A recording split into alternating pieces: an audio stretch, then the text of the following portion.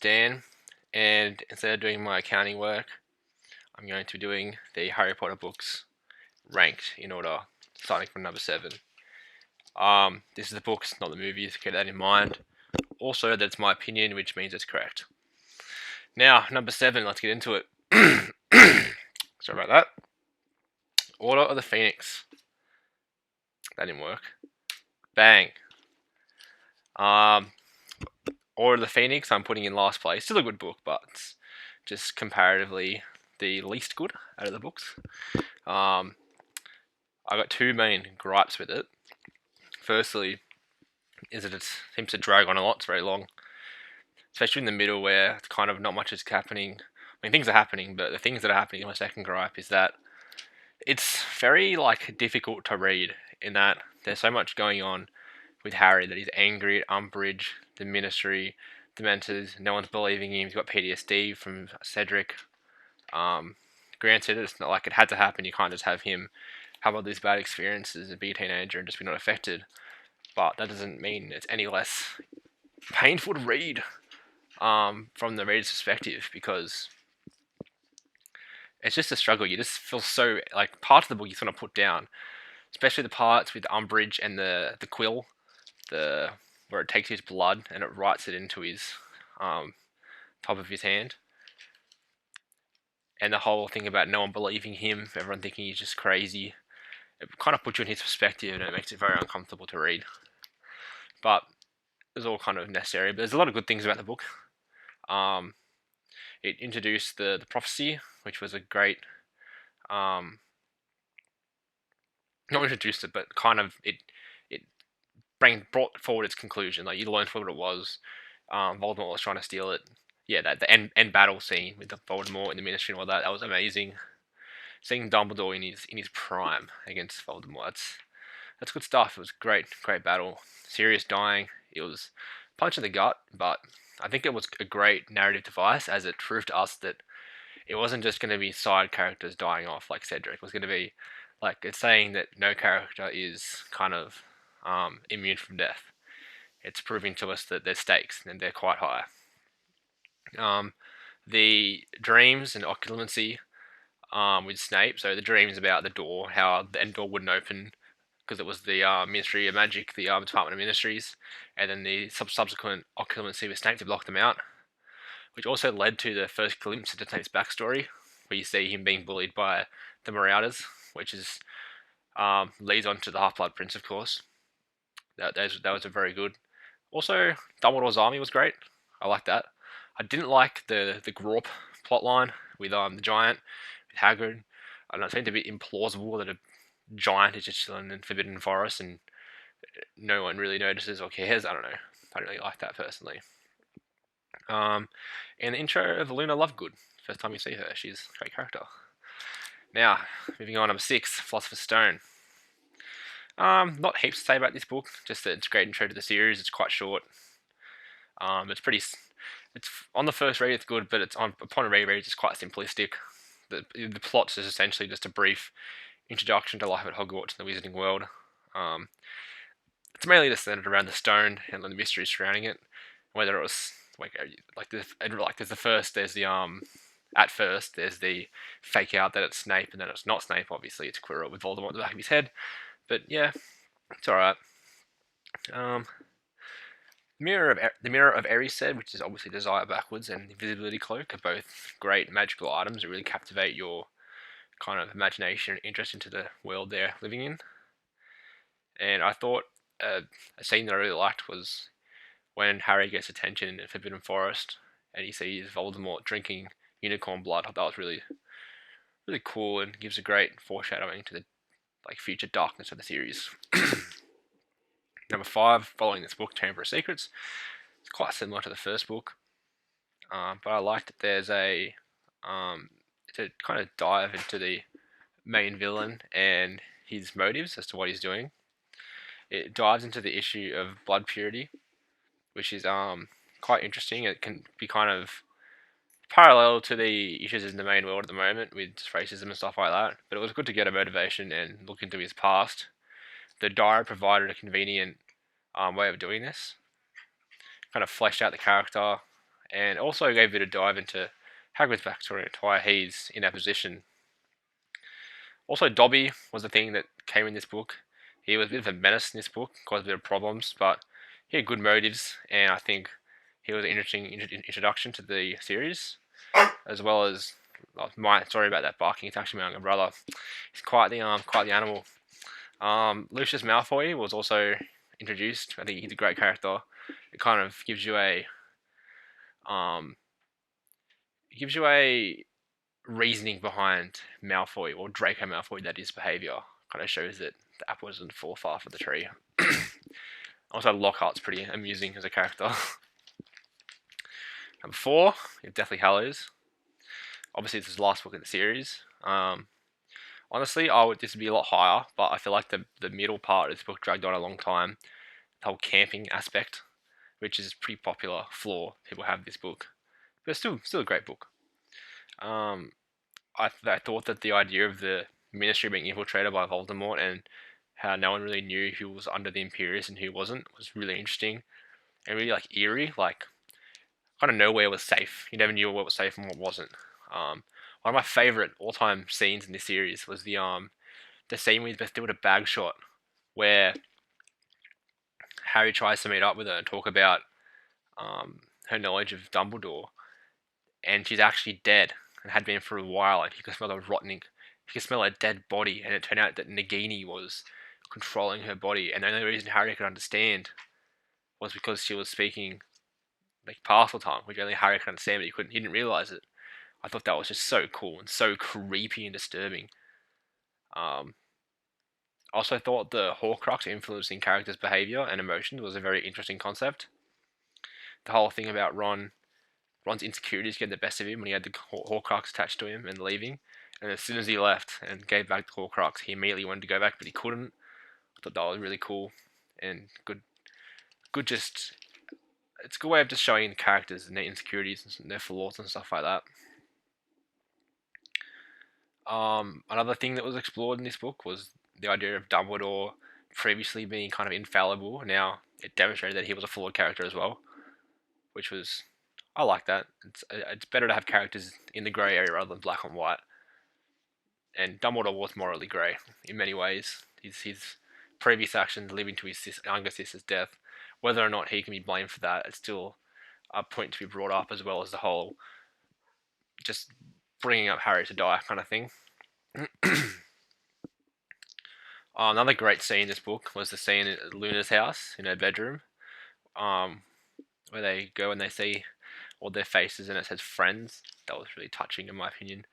I thought that was just a great look into Luna's psyche and how much she truly values her friends, and the whole like Dumbledore's army thing from Order of the Phoenix shows how much she really valued that. I thought that was great. All the deaths in this book. A lot of people complain about it, saying J.K. went a bit overboard with the deaths, but I think that it was good because it kind of showed that in real life, in war, like the main characters in your life aren't going to be spared. So why should the main characters in this book be spared? It made sense that characters like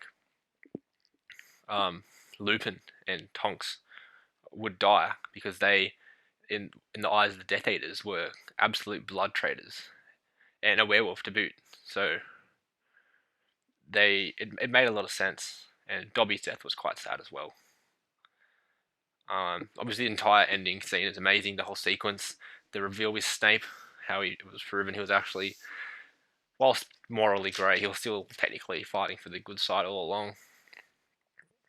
And the actual title itself, Deathly Hallows, the Hallows, they were quite neat.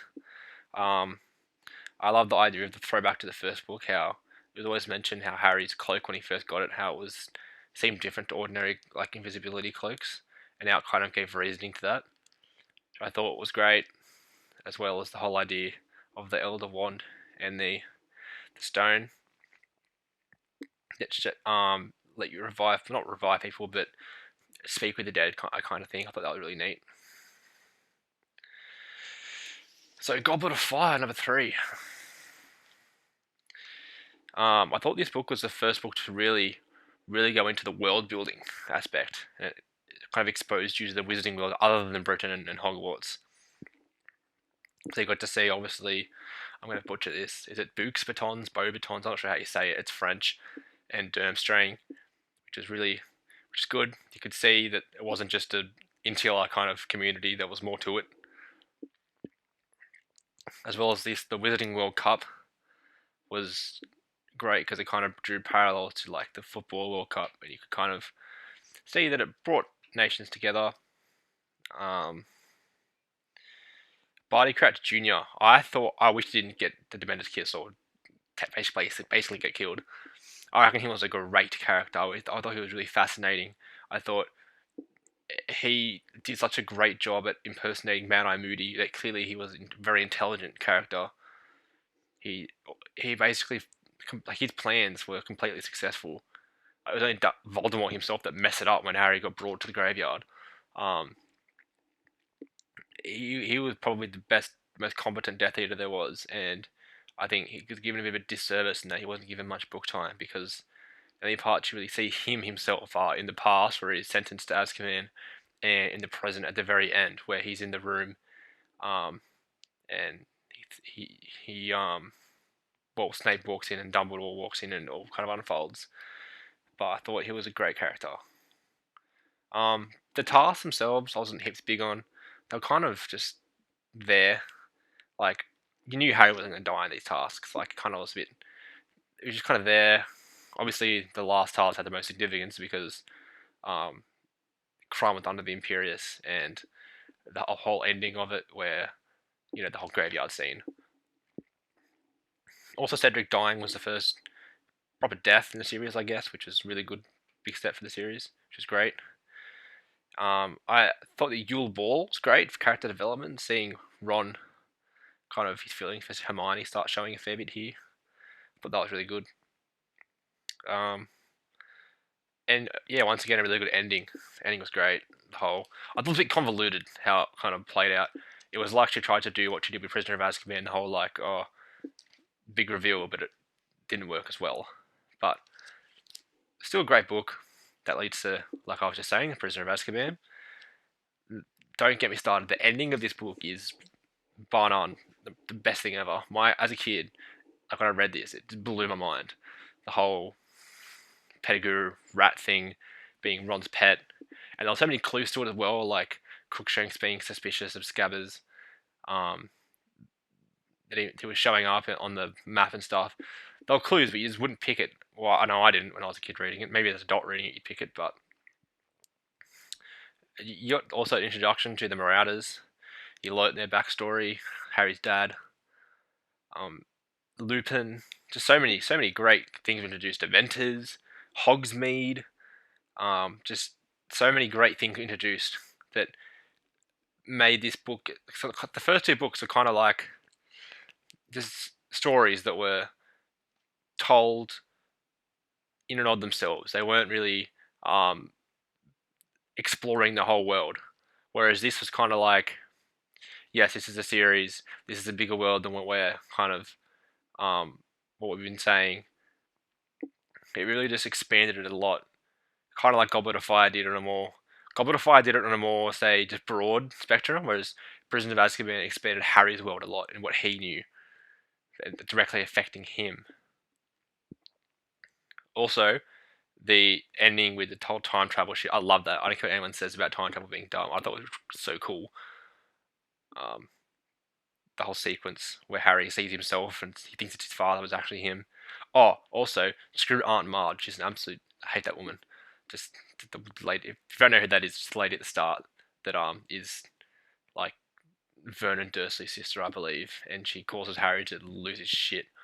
But yeah, she like calls.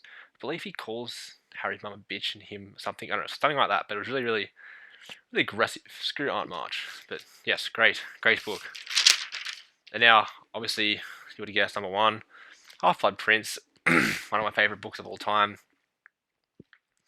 The whole Half-Blood Prince reveal scene was probably super obvious in hindsight, but my dumbass didn't get it. I didn't know. The whole book I thought was Voldemort, but it's actually Snape. And I reckon that one just blew my mind. The book opens with the British Prime Minister, the Muggle Prime Minister, which I reckon was really cool. Once again, explores the whole Muggle wizard relationship. I thought that was just a neat look into that. I reckon that was really awesome. Um, it This book was really also another big dive into both Draco Malfoy's character and also Voldemort's character. With Draco Malfoy kind of humanized him a lot. Before he was just this bully that just bullied for the sake of bullying. Like, he wasn't really fleshed out properly. In this book, it kind of showed a more vulnerable side of him. A bit of a moral debate as well. Like, was Draco Malfoy really in the wrong, or was he just a victim of his own circumstances? Had he been brought up in a different family, would have been he been a good kid? You just don't really know, do you? So I thought that was interesting. Liquid Luck was a fucking cool thing as well in this book. That was cool as hell. Just the whole how Harry pretends to put it in Ron's drink, and then Ron goes really low at Quidditch when it was actually just placebo because he didn't put it in. That was really really awesome and showed a lot about Ron's character. That's all about he doubts himself a lot. And the actual sequence with Liquid Luck, where Harry gets the memory of Slughorn, is also really cool. Just the idea of, like, you just know everything's gonna go well, and you get a certain feeling to do something, and it turns out right.